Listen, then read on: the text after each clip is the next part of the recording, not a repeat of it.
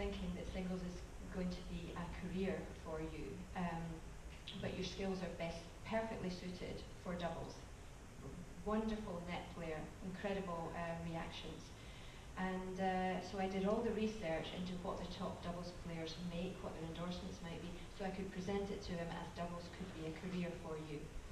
And when I had him sort of understanding that that is a possibility of going for a career rather than you carry on playing, you maybe get to 500, but 500 doesn't do you any good.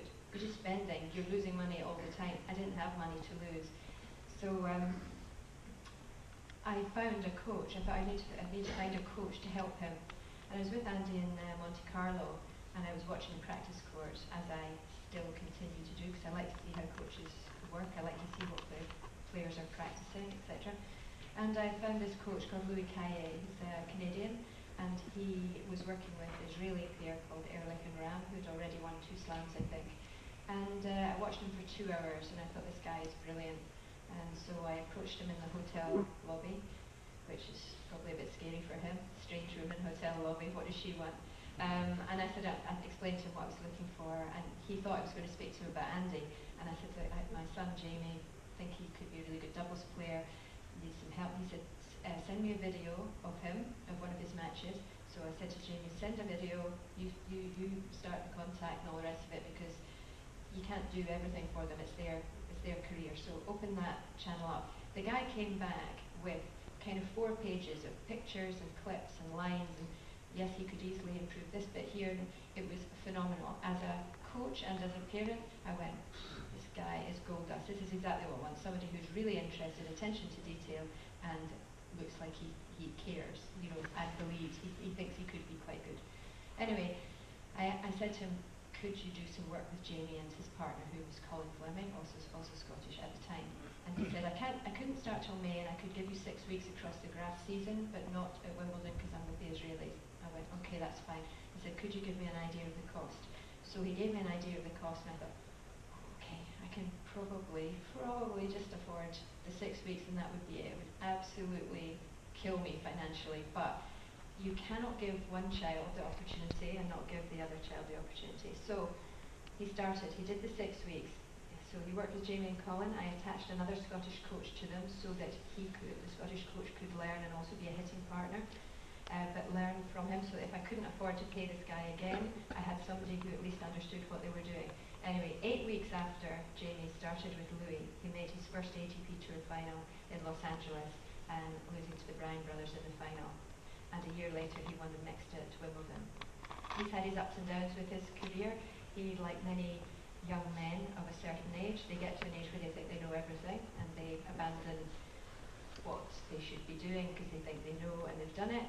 And several years later, they come back, and he came back 3 years later to Louis, and he's worked with him for 3 years, and now he's number 2 in the world, and won the Australian Open a few months ago. So he's 30 years old now, and it's been a long course, but my kids have become professional tennis players, but they did it in completely different ways. So my point with that is that everyone is different. Don't try and tar everybody with the same brush, or one size doesn't fit all. You have to look at what's in front of you. What is the personality, what's the physicality, what's the skill set, and how do you fit that into a game style or a discipline, singles or doubles. So for Andy, long road. He went very quickly actually from winning US Open Juniors into, that was 2004, into 2005.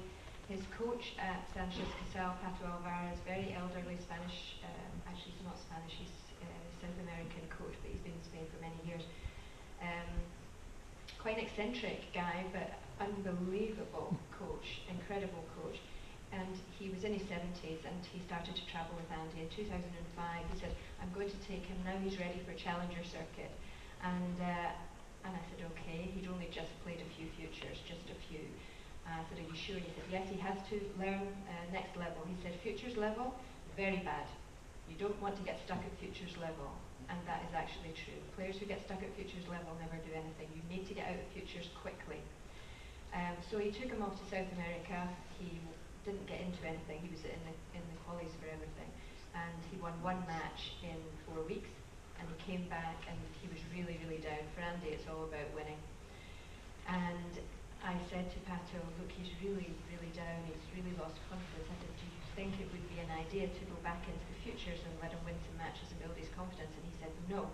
He said, he's almost there, he's almost learned the level, he's very close, we don't go back, futures level, very bad, very bad.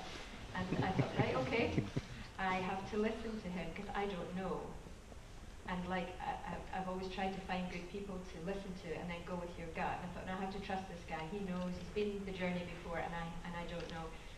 And actually, through the front half of 2005, Andy hardly won a match. And then he got a wild card into Queens, and he won 2 matches and then lost a very tough match to Thomas Johansson, which he possibly could have won if he hadn't rolled his ankle and got cramp. Kind of combination of that cramping, because you're in a stressful situation in terms of the high profile event, the big names, but also you're a junior playing against the men, and it demands a different type of physicality or a different level of physicality, because these guys hit the ball much harder for longer. They make you work much harder than you have to do in futures, stroke early challengers, and stroke juniors. So that was another learning experience of, right, your body is going to have to do more, so therefore we need a physical trainer, maybe not full-time, but significant number of weeks. As soon as you start to increase the physical demand load on the body, whether that's training or competition, you then need somebody to look after it. So we then took on a physio.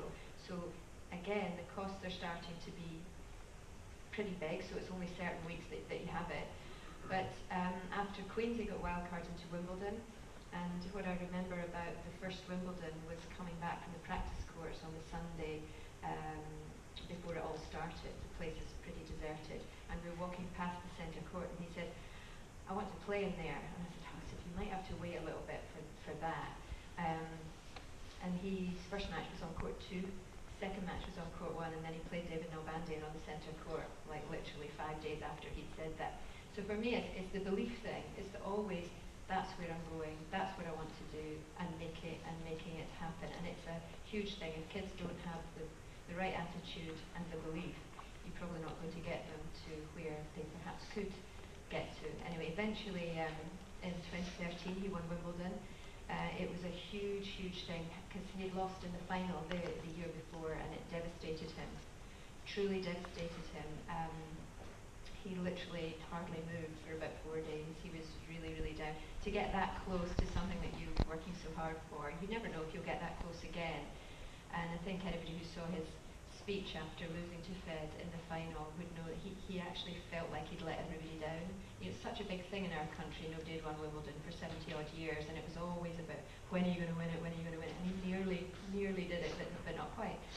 So to win it the following year was just such a huge thing. And I think for me as a coach and parent, as a mother of sons, where a lot of, during the course of the journey that we went on, I got a lot of nasty press about me being the mother. I was always picked out in the papers, every picture that they was always like this, like this. And I think, well, I'm competitive, and you catch me in a stressful situation. Newspaper editors are nearly always men. They don't usually like the whole competitive mother type thing. And so I had this sort of picture painted of me of being this over pushy parent. And I never ever responded to anything at all. I never spoke anything. I really didn't do interviews very much either.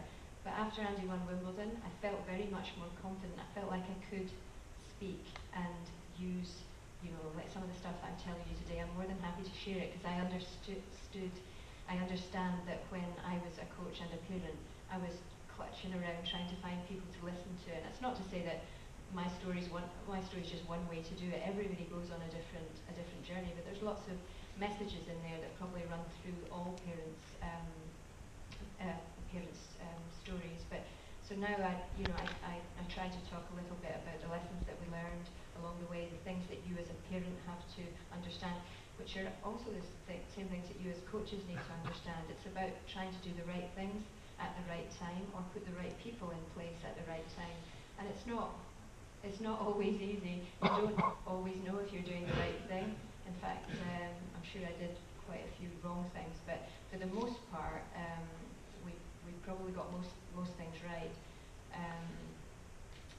And this is this is before Andy got his haircut. Actually, before both of them got married. But what we try to do is promote our sport. So the boys are out there. They're performing on the world stage. They've brought huge profile to tennis in Scotland. And what I do is I go around Scotland in my van, which is full of equipment. And me and another coach, we take the van into areas of Scotland where tennis either doesn't exist or where there's very little activity, and we build a workforce. We show people how to deliver the skills that get kids started in tennis. Do a lot of stuff in schools. Doesn't have to be on a tennis court at all. We show them how they can get children started. So I was going to show you a couple of things to illustrate sort of what I'm talking about. But I can't remember what else I've put in there. You do a lot of stuff with balloons. Hand-eye coordination is wonderful with balloons. But that's the sort of journey that we have been on. I'm not showing you that one. That was when I did Dancing with the Stars. My point with that was that there is talent everywhere, and talent without opportunity doesn't come to anything. But sometimes there's opportunity without any talent, and that doesn't come to anything either. I had the best time doing that. So good to do something different. And then Fed Cup, I got the chance to do Fed Cup. I learned all about working with girls and how much harder you have to push to make things happen on the women's side of the game in women's sport than you do in men's. Mind-blowing that was. So now I try to help on the women's side as much as I can.